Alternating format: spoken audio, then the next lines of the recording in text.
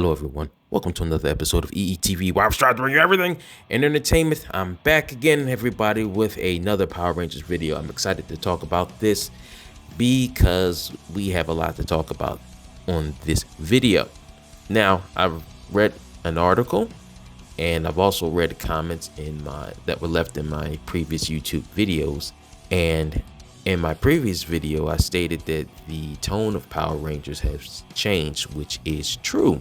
But having read that article a couple weeks ago, and also it was confirmed by people who left comments on my previous videos, that the next iteration of Power Rangers, the continuation from Dino Fury, Power Rangers Cosmic Fury, will be for children. So it'll be Y-7, and that's not a bad thing.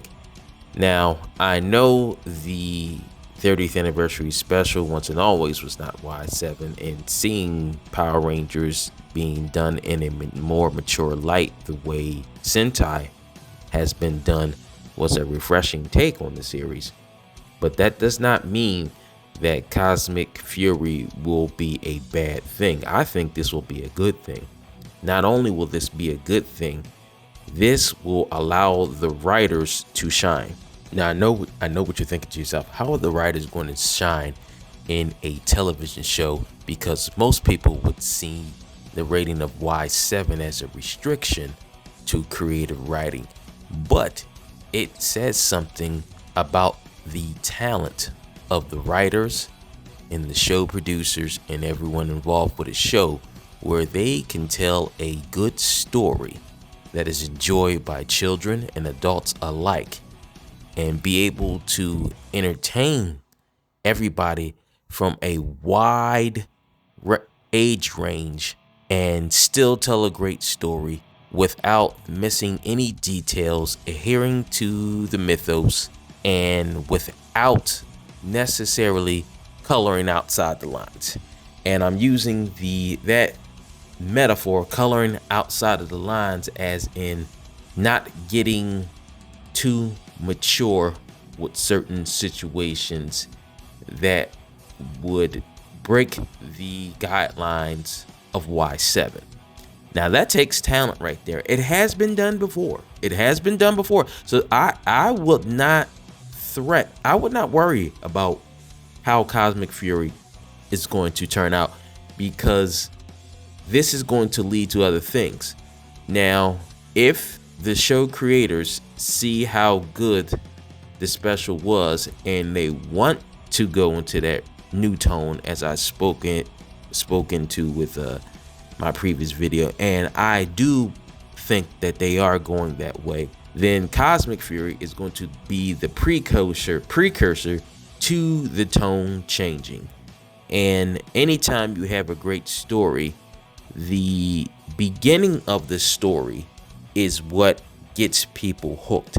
And what I mean by the beginning of the story, like I said again, I have to reiterate it, Cosmic Fury is going to be the precursor right before Power Rangers becomes more mature, like Sentai is. And the story has to be good in order for it to achieve that goal. It's going to be there. I mean, it has everything that between seeing Dino Fury and the 30th anniversary special, we have, and those of you like myself that have seen all the iterations of Power Rangers up until this point over the past 30 years, we are going to be treated to something really special here, because this is where I think they realize what kind of product they have, and they really are going to put their all to it and create something special. Now, you're probably saying to yourself, well, how do you know this? Well, it's not necessarily that I know this. It's just the fact of look at other media. Look at other media. Anytime they make something for children, or just anything else in general, what is it called? They use a particular phrase, and I'm going to tell you what that phrase is. They use a particular phrase anytime something is kind of on the borderline of being really good, but it's not, and they don't dive deep into the story. Like, the story was good and all the plot points were good, but how they connected the dots was bad. They call that's a particular phrase they use, and they call that lazy writing. That's the phrase.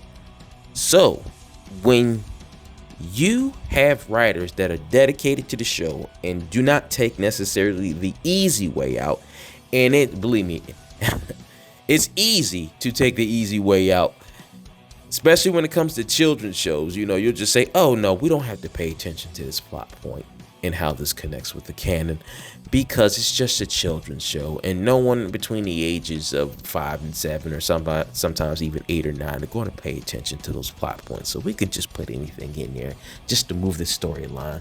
But then again, those of us, the older people who are watching it, and what I mean by older, teenagers and older who watch this, talking about, well, that didn't make sense. You know, that's what I mean by lazy writing.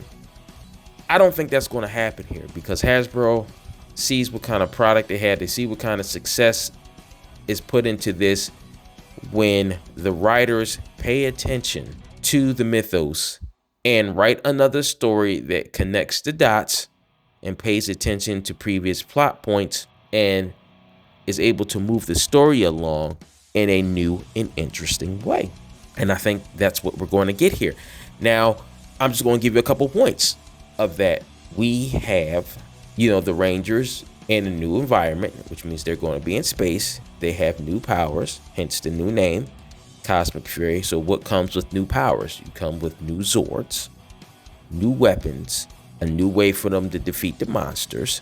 And also, watching the 30th anniversary special, we also have more opportunities for other older, more seasoned Rangers to join the story and to help out. And when you're able to connect everything like that together, you always come out with something good.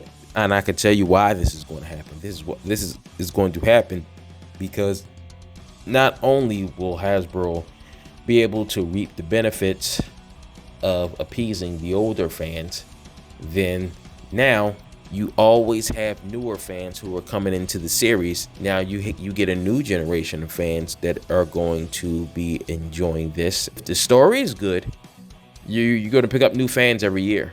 I just use that as a way to gauge it through time, not necessarily every year. If the story is really good, it's going to spread how everything spreads, by word of mouth. And that's the best way to spread it, because people will write articles on it, do YouTube videos on it, etc. And then everybody will jump on and it'll become extremely popular.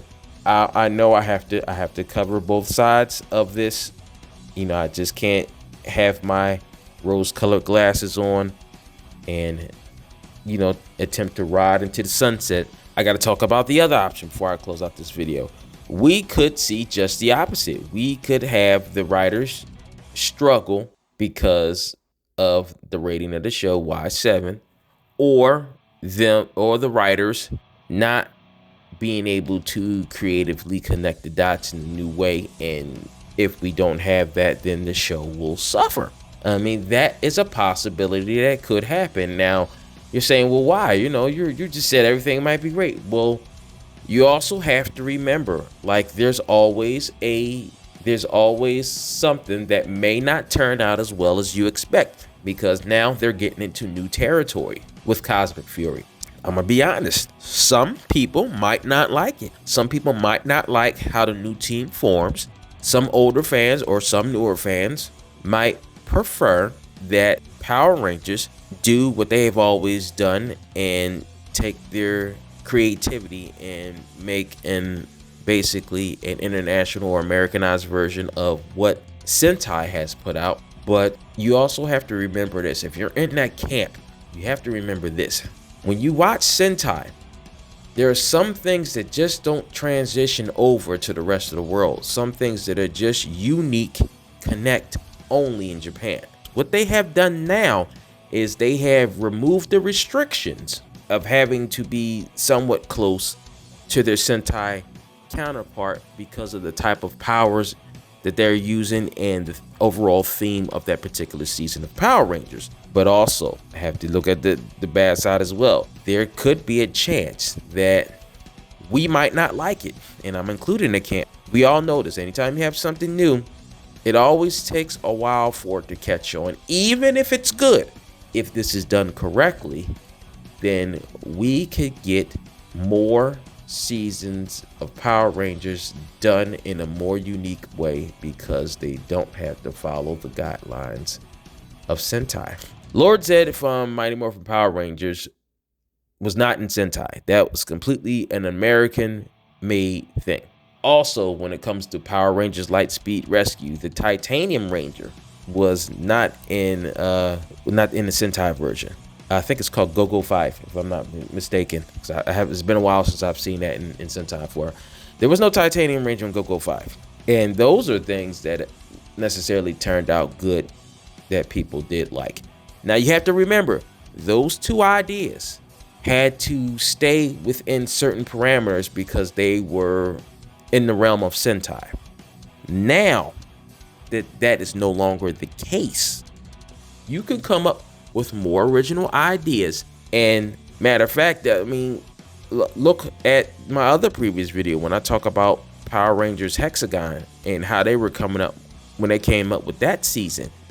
Now, you could take things, all the things that I've just mentioned, and now you necessarily don't have a ceiling anymore. Like, you don't have to stay between certain parameter in order to make sure that you don't go past certain guidelines because of certain powers that particular Sentai team may have. You don't have that problem anymore. And now that you don't have that problem anymore, the sky is the limit. Now, at the same time, it could be not as good and people might not like it, but I do think that now that restriction is not there, then the creators can just go wild with it. And not only that, if or maybe when they lift the Y-7 restriction and make this show just a little bit more mature, then we can go even further with this. Now, the smart thing to do, and I know everybody's thinking like, yeah, let's go. The smart thing to do for Hasbro is to basically do it all. So, which means they may have a show that is more generated towards children, but also because of the creativity of the writers, adults will be able to enjoy it as well. But at the same time, if they're smart, they'll have a simultaneous show that is related to the Y-7 show and has a more mature tone like we saw in Once and Always. So you basically have both sides of the fence. You could have shows running simultaneously during the season and you have everybody checking them out because of what's going on. That's all that I have for this one. Just a few things to think about. Not saying that, don't be bummed out because of the Y-7 restriction. I think that we're still going to get something good. I may be wrong, but I think I'm right about this one, but I may be wrong. And if I'm wrong about this one, of course, I'll own up to it. Well, thank you for tuning in for this one. Like, share, and subscribe if you feel like it. I'll see you in the next one. Take care, everybody.